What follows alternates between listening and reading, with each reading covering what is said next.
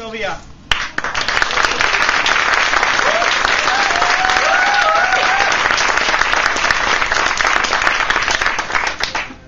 Well, I don't know what you want to hear, but I want to thank you for inviting me. I obviously, having been breeding these since a long time,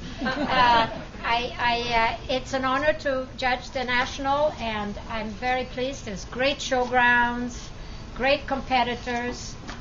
I was very pleased with all of you. You were such good competitors. You didn't show me your bad faces or unhappy faces or angry faces. Overall, the breed has come a long way, a long, long way. I was so pleased. The movement is so, soundness is there.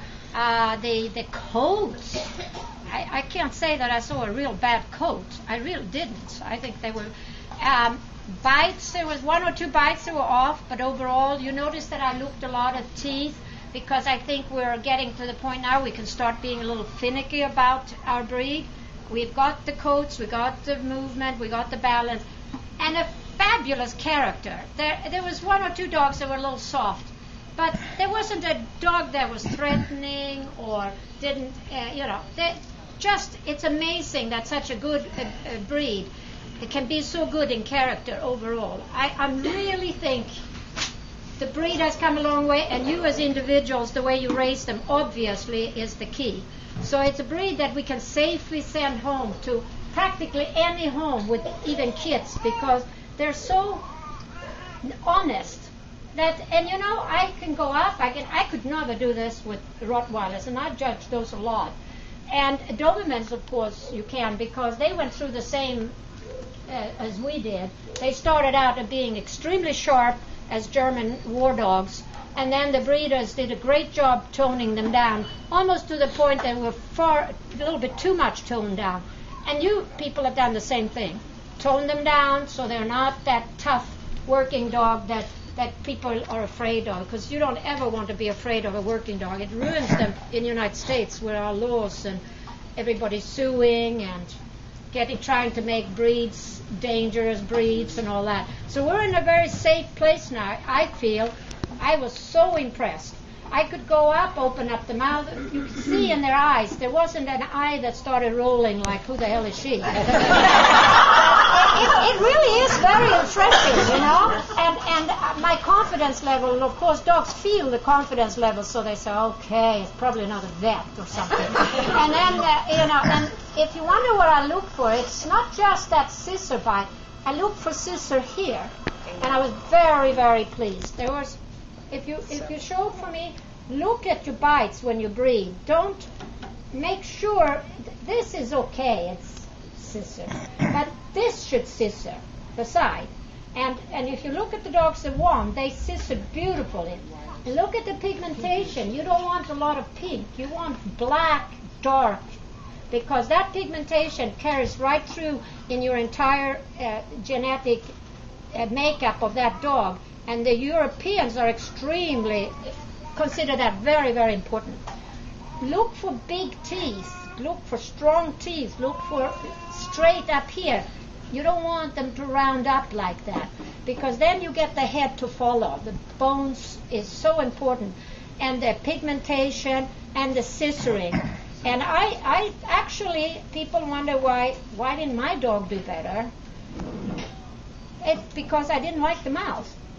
And you want to pay attention to it if you're going to breed puppies from your dogs, male or female. And then, but the coats, you're wonderful. You were all doing a great job. I hate coats, hate to work with them, but I was so impressed. I couldn't believe it. I mean, there wasn't a really bad grooming. And not just the texture, but you also put very nice lines on your dog. Some carry a little more. Now, I'll tell you where you blow it. And that's it. I think you thought this was a Kentucky Derby race, but I thought it was a dog show.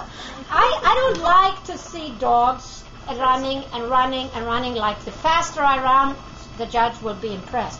Yes, some judges will be impressed because they can't see fast, they can't follow it fast enough. So when you go a mile a minute, they think that you have a great dog.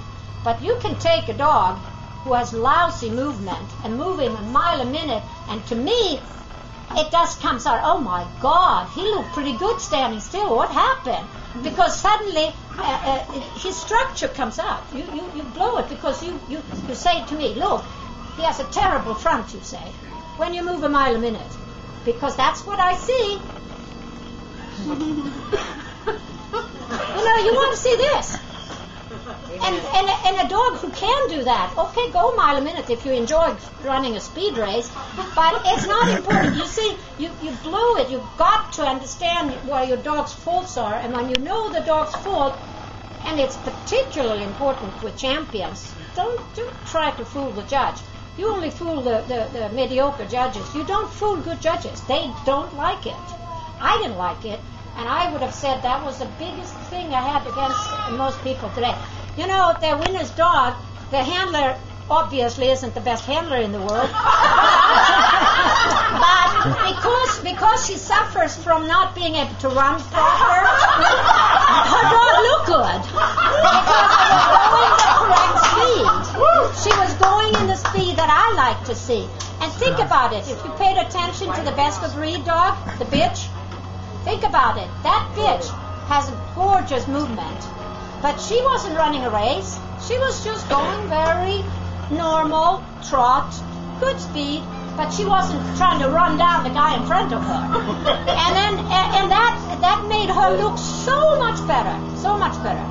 I will admit that the best opposite dog opened up. He was run down a little bit too much for me, but it helped him because he settled down and then he moved proper. He was overstimulated in the beginning.